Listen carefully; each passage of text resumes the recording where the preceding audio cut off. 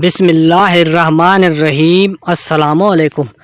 ایک مرتبہ سلطان محمود غزنوی نے ایاز سے وعدہ کیا کہ میں تجھے اپنا لباس پہنا کر اپنی جگہ بٹھا دوں گا اور تیرا لباس پہن کر خود غلام کی جگہ لے لوں گا۔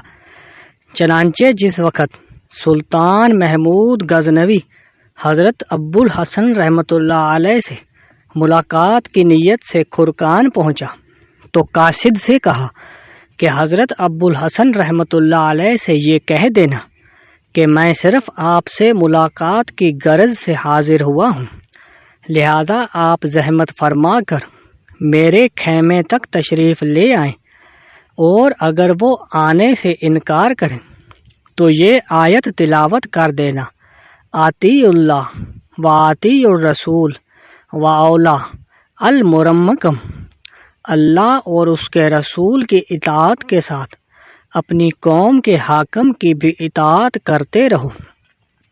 چنانچہ قاصد نے آپ کو جب پیغام پہنچایا تو آپ نے معذرت طلب کی، جس پر قاصد نے مذکورہ بالا آیات تلاوت کی۔ آپ نے جواب دیا کہ محمود غزنوی سے جا کر کہہ دینا کہ میں تو آتی اللہ میں ایسا غرق ہوں کہ آتی الرسول میں بھی ندامت محسوس کرتا ہوں۔ ایسی حالت میں اولا المرمکم کا تو ذکر ہی کیا ہے۔ یہ قول جس وقت قاصد نے سلطان محمود غزنوی کو سنایا تو اس نے کہا کہ میں تو انہیں معمولی قسم کا صوفی تصور کرتا تھا، لیکن معلوم ہوا کہ وہ تو بہت ہی کامل بزرگ ہیں، لہٰذا ہم خود ہی ان کے زیارت کے لیے حاضر ہوں گے۔ اور اس وقت محمود نے ایاز کا لباس پہنا اور 10 کنیزوں کو مردانہ لباس پہنا کر ایاز کو اپنا لباس پہنایا اور خود بطور غلام ان 10 کنیزوں میں شامل ہو کر ملاقات کرنے پہنچ گیا۔ آپ نے اس کے سلام کا جواب تو دے دیا، لیکن تعظیم کے لیے کھڑے نہیں ہوئے، اور محمود جو غلام کے لباس میں ملبوس تھا اس کی طرف تو متوجہ ہوئے، لیکن ایاز جو شاہانہ لباس میں تھا اس کی جانب قطعی توجہ نہیں دی۔ اور جب محمود نے پوچھا کہ آپ نے بادشاہ کی تعظیم کیوں نہیں کی تو آپ نے فرمایا کہ یہ سب کچھ ایک فریب ہے۔ اس پر محمود غزنوی نے جواب دیا کہ یہ دام فریب تو ایسا نہیں ہے جس میں آپ جیسے شہباز پھنس سکیں۔ پھر آپ نے محمود غزنوی کا ہاتھ تھام کر فرمایا کہ پہلے ان نامحرموں کو باہر نکال دو، پھر مجھ سے گفتگو کرنا۔ چنانچہ محمود کے اشارے پر تمام کنیزیں باہر واپس چلی گئیں، اور محمود نے آپ سے فرمائش کی کہ حضرت بایزید بستامی رحمۃ اللہ علیہ کا کوئی واقعہ بیان فرمائیے۔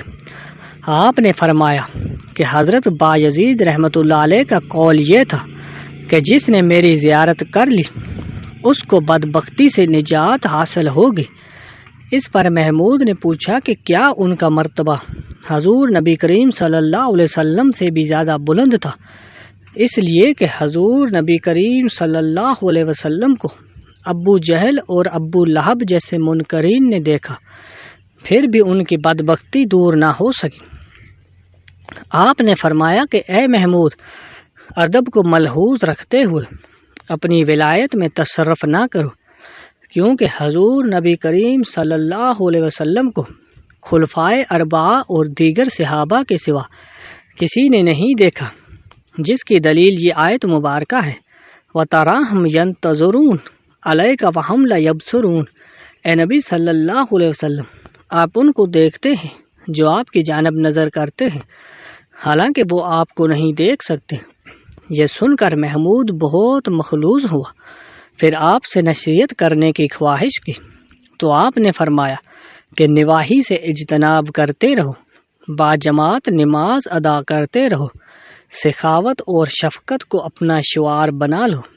اور جب محمود غزنوی نے دعا کی درخواست کی تو فرمایا کہ میں خدا سے ہمیشہ یہ دعا کرتا ہوں کہ مسلمان مردوں اور عورتوں کی مغفرت فرما دے۔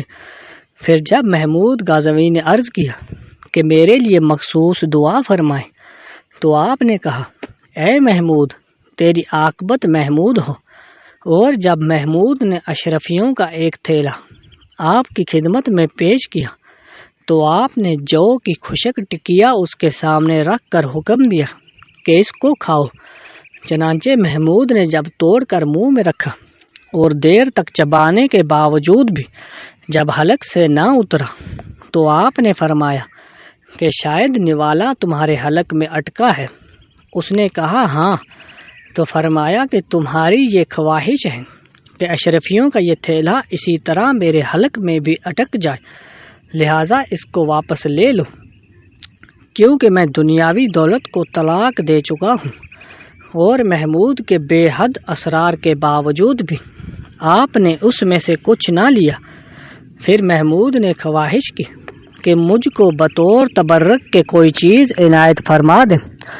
اس پر آپ نے اس کو اپنا ایک پیرہن دے دیا۔